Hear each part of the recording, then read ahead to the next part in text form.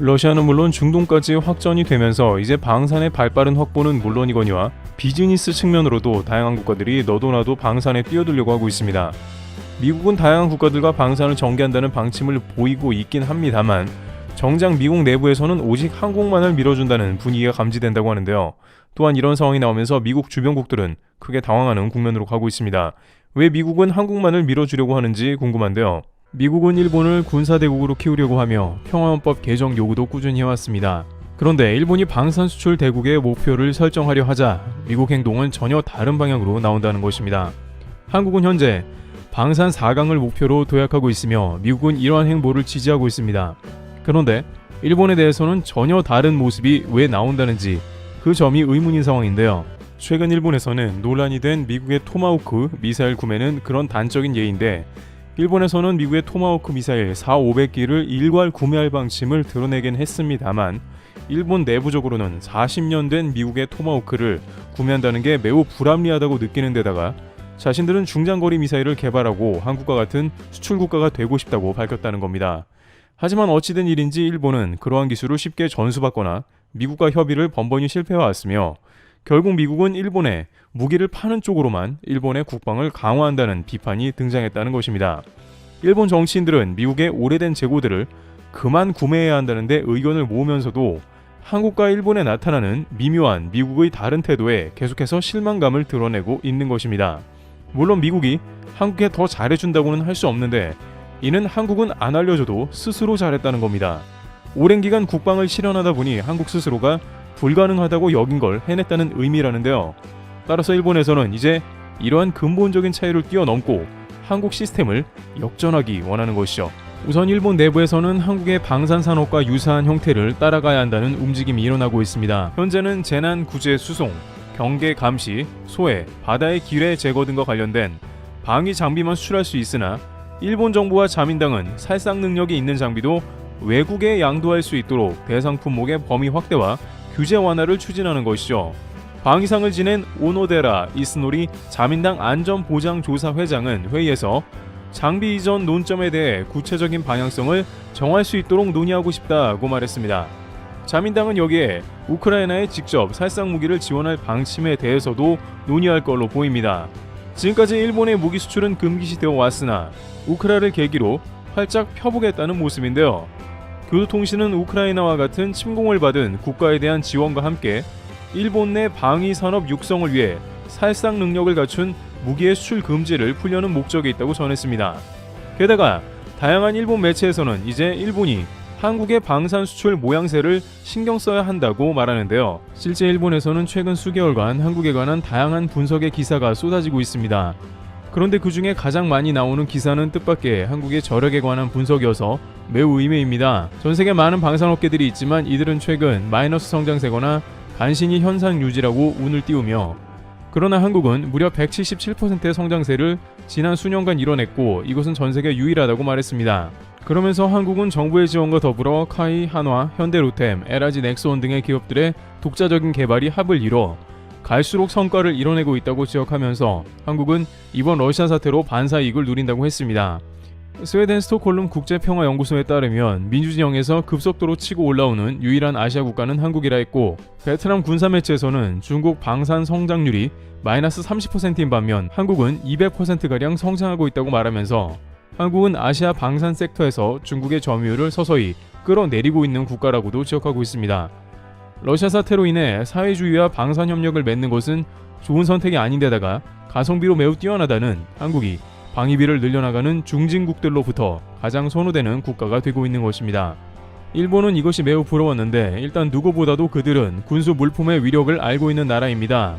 2차 세계대전 이후 일본을 다시 세계경제 2위 대국으로 급상승시켜준 것이 바로 군수 물품 판매였기도 했고 항공 우주 등에서 일본의 첨단 기술 등은 건재한 분야도 존재해 방산 수출을 늘려야 한다는 것이었습니다. 방산은 국가 안보가 달려있기 때문에 여타 다른 제조업과는 비교도 안 되는 마진이 붙게 되는데요. 특히 미국은 무역에서 마이너스 수지더라도 방산에서는 상상을 초월한 가격으로 무기를 제공하고 있으며 이러한 방산업은 미국을 지탱하고 있는 매우 중요한 수입원 중 하나인 것입니다. 그러나 반면 일본은 최근 8년간 해외 수출권은 겨우 단 한 건에 그치고만 상황이 등장했습니다. 일본의 다이아몬드 온라인은 한국과 일본은 너무나 많은 면이 비슷하고 방산업도 후발주자였다고 말하면서, 그러나 한국은 전세계 10강 안에 들어있으며 일본은 완전 한국에 뒤처져 있다고 비판했습니다. 일본이 이렇게 한국을 비교한 것은 최근 한국이 동남아 중동은 물론이고 유럽까지 진출했기 때문입니다. 또한 일본에서는 한국도 이렇게 하는데 일본이 못할 게 뭐냐라는 자조적인 비판이 터져 나왔습니다. 일본 매체는 물론 한국은 북한이라는 특수 상황이 있고 그들은 국가 방어를 할 필수 불가결의 요소가 있었다며 한일은 근본적인 차이가 있다고 했지만 이제 유럽까지 무기를 판매하자 자존심이 상했던 것이죠. 하지만 일본이 그렇다고 해서 한국 방식을 따라하자라는 것은 더욱더 자존심을 구기는 일이었습니다. 따라서 일본 경제단체 게이단렌에서는 이를 미국 FMS 방식을 따라하자는 의견을 냈는데요. 미국이 정부 주도로 프로그램을 만들고 이를 판매하는 시스템을 일본도 그대로 따라하자는 것이었습니다. 요미우리 신문에 따르면 복수의 일본 정부 관계자들도 정부 주도 무기 판매 전략 추진을 물밑 작업하고 있습니다. 그들은 미국이 정부 간 교섭으로 무기를 수출하고 훈련 프로그램 등을 패키지로 제공해 미국 군수 산업을 키웠다면서 일본도 역시 미국의 방식을 채용해야 한다고 운을 띄운 것입니다. 이들은 일본의 무기 수출이 사실상 매우 어려운 것이 민간 주도이기 때문인 이유도 있다고 하면서 일본 정부가 적극 관여하고 민관이 합동으로 수출을 추진하는 체제 구축을 진행해야 한다고 전했습니다. 또한 이렇게 하는 것은 우량한 일본 방산업체들이 많아져 일본 수출 경제에 큰 도움이 된다는 것입니다.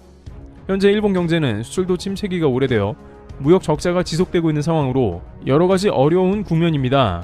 또한 일본 정부는 군수품 납품을 자위대로만 한정했기에 관련 산업이 급속하게 쇠퇴하는 원인이 되었는데, 국내 밀리터리 애호가 사이에서도 일본 전차의 바퀴가 빠지고 군수 물품이 엉망인 자료들이 돌아다녔고, 실제 2003년 이후에 약 100개가 넘는 기업이 일본 방위 분야에서 철수하는 모습을 보였던 것입니다.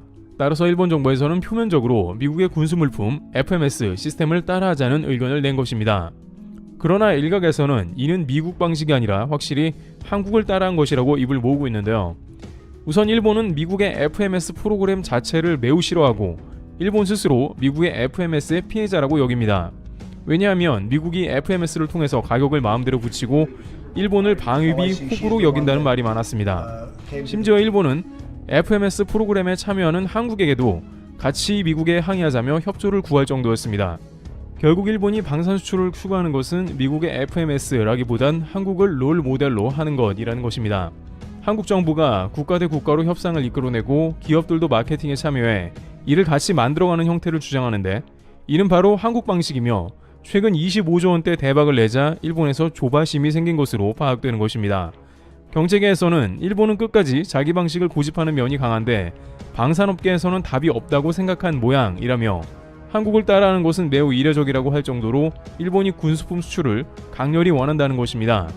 그런데 최근 미국 반응이 심상치가 않은데요. 군수품 성장은 미국과도 관련이 깊기 때문입니다. 미국의 허가 및 긍정적인 제스처가 따라와야 일본도 더욱 군수품 수출에 드라이브를 걸 수 있는 것입니다. 그러나 최근 미국은 일본에 대해서 매우 뜻밖의 반응을 보이면서 일본 정부를 속이 타들어가게 했습니다. 미국 방산업체의 로키드 마틴이 일본의 차세대 전투기 개발에서 핵심 기술 이전에 미온적인 것으로 지금까지 막대한 자금을 투입했지만 결국에는 제대로 일이 진행된 것이 없다는 점이었습니다. 일본 국방성에 따르면 미국은 일본에 기술 이전을 해줄 생각이 아예 없어 보인다고 말했습니다. 물론 이것은 일본만 그러는 게 아니라 한국도 마찬가지로 미국으로부터 얻어온 기술은 별로 없습니다.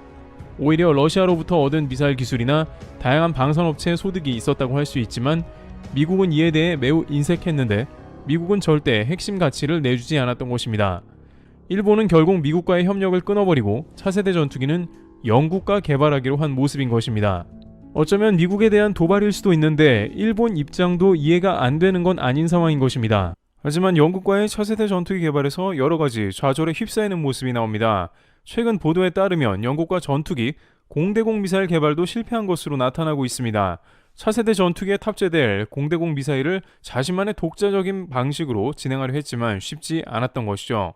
그 사이 한국의 차세대 전투기 보람의 KF-21이 등장하는 등 주변국의 발전이 두드러졌으며 천문학적으로 돈을 쏟아부는 FMS에 참여한 결과가 결국에는 미국의 돈을 더욱 더 내야 하기 때문입니다. 전투기 도입과 개발 후에 정비나 각종 비용은 전투기 비용보다 더 비싸고 부르는 게 값인 것이죠. 그런데 여기서 일본 일부 채널에서는 과연 미국이 일본 군수품 수출 활성화를 용인할지 의문을 품습니다. 일본 우익들은 미국은 일본의 군사대국을 원한다며 미국이 밀어줄 것이 확실하다고 하고 있습니다만 실제 이것이 일본 군수품 수출 대국을 바라는 것은 아니라는 우려가 나오며 그런 증거도 있다는 겁니다. 일단 미국이 일본을 군사력이 강해지길 바라는 것은 미국 방산품을 구매해 군사 대국이 되어서 아시아 방어선을 형성하고 미국을 지켜내라는 것이고 미국 국익에 해를 끼쳐서는 안 된다는 것입니다. 그러한 의미이지 일본이 군수물자를 생산해서 군수품 생산 대국이 되라는 의미가 아닌 것입니다. 실제 미 방위산업 전문지인 디펜스 뉴스는 이러한 미일 군수품에 대한 기사를 수차례 낸 바 있는데요. 디펜스 뉴스에 따르면 이제는 일본 정부가 군수산업을 키워 해외 진출을 모색한다고 말하면서 일본은 자위대만을 대상으로 하는 게 아니라 전 세계를 상대로 무기를 팔기 원한다는 것입니다. 2014년 세계를 대상으로 한 군수물품 판매 금지를 해제했고 최근엔 더욱 그 기세가 대단하다는 것이죠. 또한 주변국 대한민국의 급부상은 정체된 일본 경제를 살릴 하나의 실마리로 방산이 떠오르고 있다는 겁니다. 그러나 미 매체는 미국 정부가 일본이 지역방위 분담을 늘리기는 원하지만 무기 수출에는 오히려 우려한다며 고도의 첨단 기술과 경제력을 갖춘 일본이 방산 시장에 나온다면 미국 파일을 가져갈 수 있다고 본 것입니다. 특히 미국은 일본의 반도체를 몰아낸 적이 있고 수차례 미국 경제를 위협하는 원인으로 지목했는데 미국은 가장 막강한 방산업계에서 일본의 방산 수출 성장을 오히려 우려하고 있다는 것이었습니다. 또한 이는 한국으로도 충분하며 한국은 북한이나 중국, 러시아 국경 인접 등 여러가지 직접적인 이유가 있으나 일본은 미국의 중장거리 미사일이나 전투기 도입 등을 소비해주며 방어하면 충분하지 않겠냐는 것입니다. 관계자들은 미국은 한국 방산도 눈여겨보고 있을 가능성이 커서 한국도 주의해야 하는 상황이라며 하물며 일본은 한국처럼 방산을 노리고 시장을 진입하기는 미국의 경계로 더 어려울 걸로 전망합니다. 특히나 최근의 흐름이라면 반도체 과학법이나 다양한 미국의 경계는 한국도 다를 게 없다는 지적인데 현재는 워낙 방산 분야가 모자란 데다가 미국도 한국의 도움을 요청하는 상태입니다만 만약 평화의 시대가 다시 도래한다면 수요가 줄어들어 미국 일강체제를 미국 스스로 원할 수도 있기 때문이죠. 이와 같이 일본은 한국의 방산 수출을 보며 자신들도 막대한 수출고를 올리고자 다양한 방법을 고안 중입니다. 그러나 이를 보는 미국은 일본의 방산 부상은 미국의 국익을 해칠 수 있다 보기에 쉽지 않을 걸로 관측됩니다. 트래블TV였습니다. 감사합니다.